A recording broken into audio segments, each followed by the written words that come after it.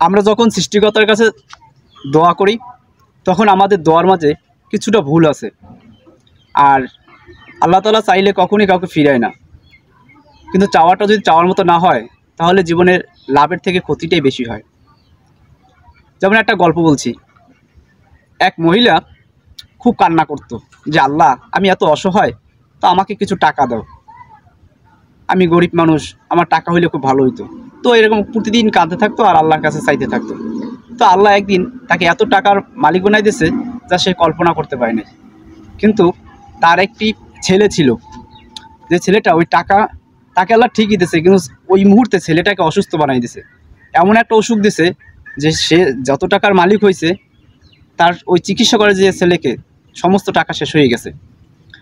তো বিষয়টা হচ্ছে চাইলে আল্লাহর কাছে পাওয়া যায়, এটা প্রমাণ। কিন্তু দ্বিতীয়টা হচ্ছে সে ওখানে একটু ভুল ছিল, যদি আল্লাহর কাছে বলতো আল্লাহ যে টাকাটা দান যেটা আমার জন্য কল্যাণকর হবে, বরকতময় হবে, এই যে কল্যাণকর আর বরকতময়ের কথাটা যদি বলতো তাহলে তার ছেলেটাও থাকতো আর টাকাও থাকতো।